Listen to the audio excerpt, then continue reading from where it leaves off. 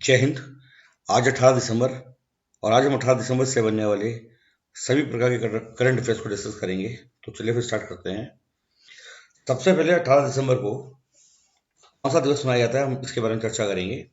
आज 18 दिसंबर और आज मनाया जाता है अंतर्राष्ट्रीय अल्पसंख्यक अधिकार दिवस, इंटरनेशनल माइनॉरिटी राइट डे।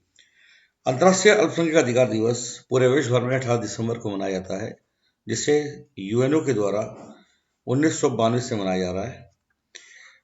अंतर्राष्ट्रीय अल्पसंख्यक अधिकार दिवस के मनाए जाने का मुख्य उद्देश्य यह है कि अल्पसंख्यक समुदाय के अधिकारों की रक्षा करना, राष्ट्र निर्माण में उनके योगदान के रूप को चिन्हित करना तथा अल्पसंख्यकों के क्षेत्र विशेष में ही उनकी भाषा, जाति, धर्म और संस्कृति, परंपरा आदि की सुरक्षा को सुनिश्चित करना है। तो ध्यान रखेंगे, 18 दिसंबर को प्रतिवर्ष मनाया जाता है अंतर्राष्ट्रीय अल्पसंख्यक अधिकार दिवस। तो चलिए क्वेश्चन आंसर स्टार्ट करते हैं। हाल ही में गति शक्ति विश्वविद्यालय में प्रथम चांसलर किसे नियुक्त किया गया? तो इसका सही आंसर होगा रेल मंत्री अश्विनी वैष्णव को। ध्यान रखिए, अभी हाल ही में गति शक्ति विश्वविद्यालय में प्रथम चांसलर के रूप में अश्विनी वैष्णव नियुक्त किए गए। ध्यान रखिए, गति शक्ति विश्वविद्यालय भारत का पहला रेलवे विश्वविद्यालय है। भारत का पहला रेलवे विश्वविद्यालय है जिसकी स्थापना गुजरात के वडोदरा में की गई है तथा इसे national rail and transport institute NRTI के नाम से भी जाना जाता है। अभी कुछ समय पूर्व भारत सरकार द्वारा गति शक्ति विधेयक पास करके इस विश्वविद्यालय का नाम बदल करके गति शक्ति विश्वविद्यालय कर दिया गया। तो ध्यान रखेंगे, गति शक्ति विश्वविद्यालय भारतीय रेलवे के पहले रेलवे विश्वविद्यालय का परिवर्तित नाम है, जिसे नेशनल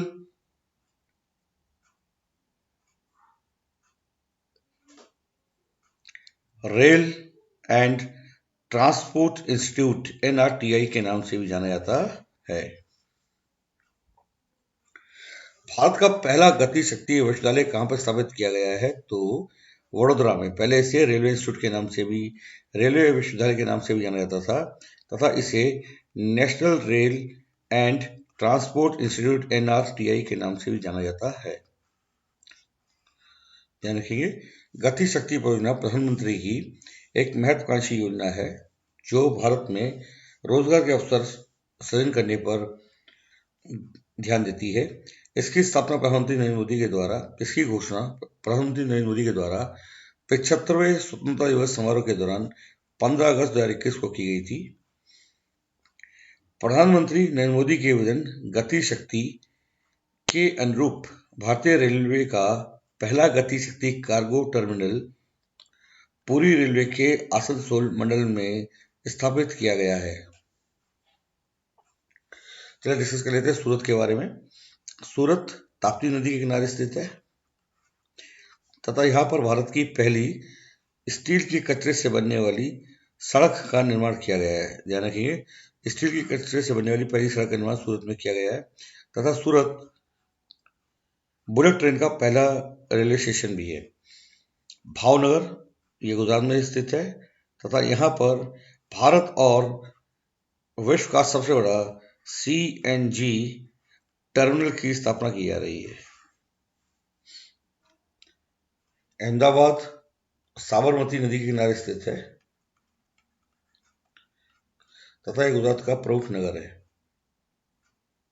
अग्नि 5 बैलिस्टिक मिसाइल जिसका उड़ीसा में अभी हाल ही में सफलतापूर्वक परीक्षण किया गया, इसकी मारक क्षमता कितनी है? तो इसकी मारक क्षमता है 5000 किलोमीटर। तो ध्यान रखेंगे, इस क्वेश्चन का सही आंसर है 5000 किलोमीटर। अग्नि 5 बैलिस्टिक मिसाइल का निर्माण DRDO द्वारा integrated guided missile development programme IGMDB के तहत किया गया है। यह लंबी दूरी की सतह से सतह पर मार करने वाली परमाणु सक्षम अंतर महाद्वीपीय बैलिस्टिक मिसाइल है यह 3 चरण के ठोस ईंधन वाले इंजन का उपयोग करती है और 5000 से 5500 किलोमीटर की दूरी पर लक्ष्यों को मार सकती है तथा यह चीन की राजधानी बीजिंग सहित चीन के प्रमुख शहरों की सीमा तक अपना प्रभाव रखती है। स्वदेश निर्मित मिसाइल विध्वंसक युद्धपोत एनएस मोरमुगाओ का रक्षा मंत्री राजनाथ सिंह द्वारा 18 दिसंबर 2022 को किस स्थान से जलावतरण कर नौसेना में शामिल किया जा रहा है, तो ध्यान रखेंगे मुंबई। इसका सही आंसर होगा मुंबई। आज 18 दिसंबर को रक्षा मंत्री मुंबई से आईएनएस मोरमुगाओ को नौसेना में कमीशन करेंगे।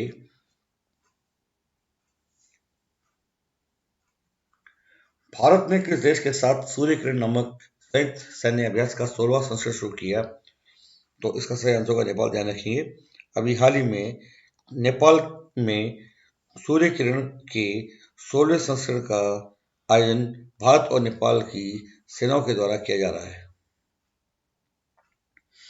हाल ही में पीएम कौशल को काम कार्यक्रम का नाम बदलकर क्या कर दिया गया, तो इसका सही आंसर होगा प्रधानमंत्री विरासत का संवर्धन यानी कि पीएम विकास। तो ध्यान रखेंगे अभी हाल ही में प्रधानमंत्री कौशल को काम कार्यक्रम का नाम बदल करके प्रधानमंत्री विरासत का संवर्धन नाम कर दिया गया। दिसंबर 2022 में मेटे फ्रेडरिक्सन निम्न में से किस देश की पुनः प्रधानमंत्री बनी, तो इसका सही आंसर होगा डेनमार्क। अभी हाल ही में यूरोपीय देश डेनमार्क की पुनः प्रधानमंत्री मेटे फ्रेडरिक्सन बनी।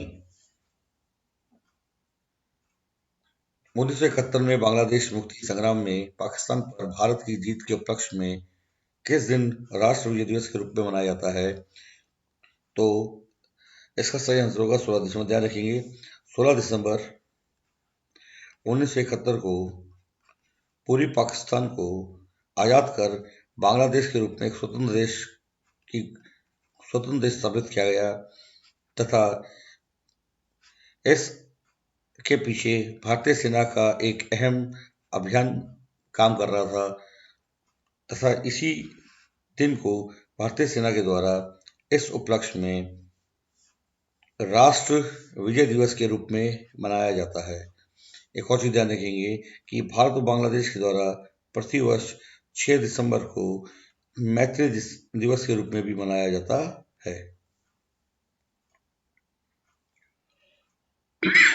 सॉरी, किस देश ने 2025 के बाद बनने वाले नए घरों के लिए सोलर पैनल को अनिवार्य कर दिया है, तो इसका सही आंसर होगा जापान। ध्यान रखेंगे जापान की राजधानी टोक्यो में अभी हाल ही में एक विधेयक पास करके यह नियम लाया गया है कि 2025 के बाद जो भी वहां पे नए घर बनेंगे उनमें सोलर पैनल अनिवार्य कर दिया जाएगा।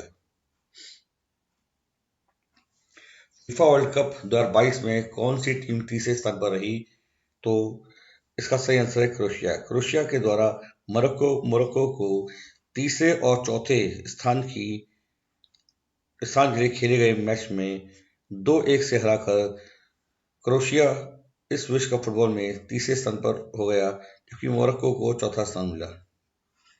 यहाँ ये ध्यान देंगे कि मोरक्को विश्व कप फुटबॉल के सेमीफाइनल में पहुंचने वाली पहली अफ्रीकी टीम है।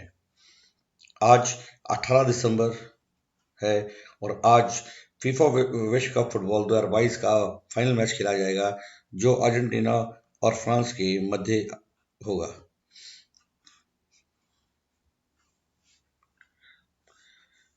इस बार फीफा विश्व कप वर्ल्ड कप फुटबॉल का आयोजन कतर में किया जा रहा है। कतर एक खाड़ी देश है, यहाँ पर किया जा रहा है जो इसका 22वां संस्करण है। चलिए तो आज हम बात करेंगे नॉलेज में क्या आप जानते हैं फीफा विश्व कप फुटबॉल का पूर्ववर्ती नाम क्या था। तो फीफा विश्व कप फुटबॉल को पहले फीफा के तीसरे अध्यक्ष जूल्स रिमेट कप के नाम से भी जाना जाता है।